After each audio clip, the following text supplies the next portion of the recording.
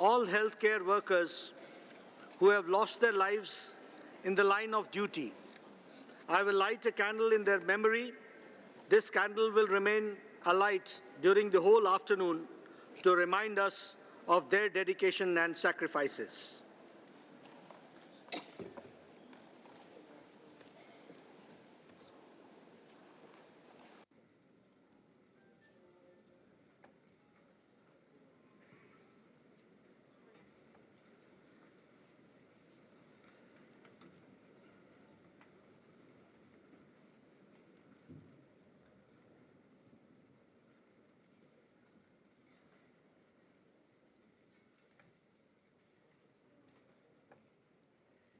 I would now like to ask you please all to stand for a minute of silence in honor of the healthcare workers who sacrificed their lives.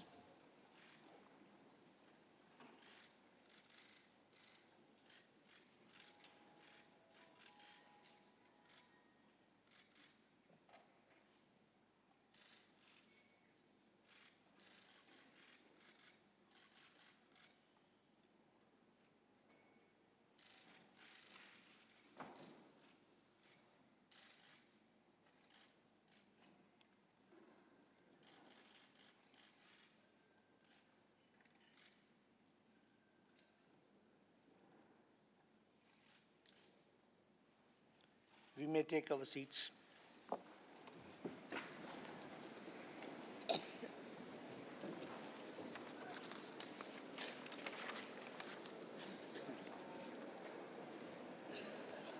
Thank you very much. We shall now take item 3 of the agenda, addressed by Dr. Margaret Chan, Director General. I shall therefore give the floor to Dr. Margaret Chan, Director General, World Health Organization.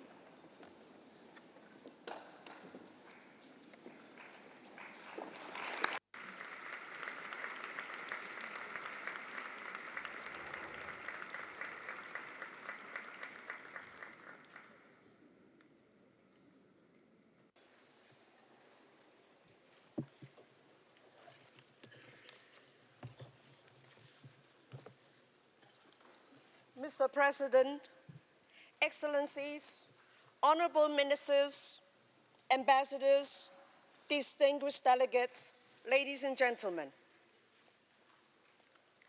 This is a time of transitions and transformations.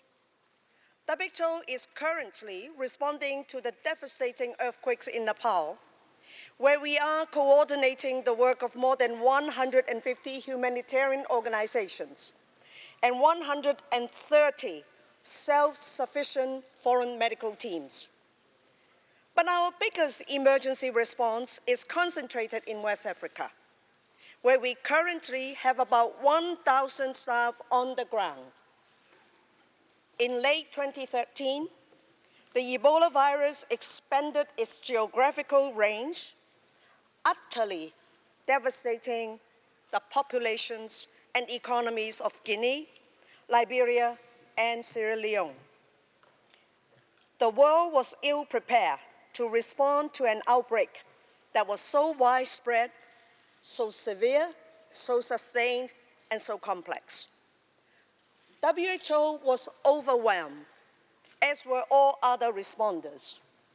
The demands on WHO were more than 10 times greater than ever experienced in the almost 70 years history of this organization.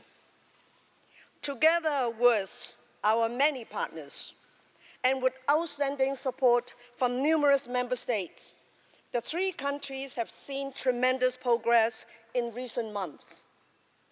On the 9th of May, WHO declared an end to the Ebola outbreak in Liberia. I want to commend President Ellen Johnson Sirleaf for her outstanding leadership throughout the crisis.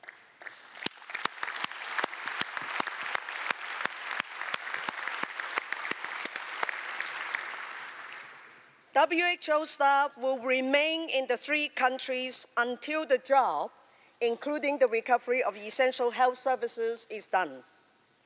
The Ebola outbreak has pushed the progress of WHO reform into high gear giving top priority to changes in the WHO emergency operations.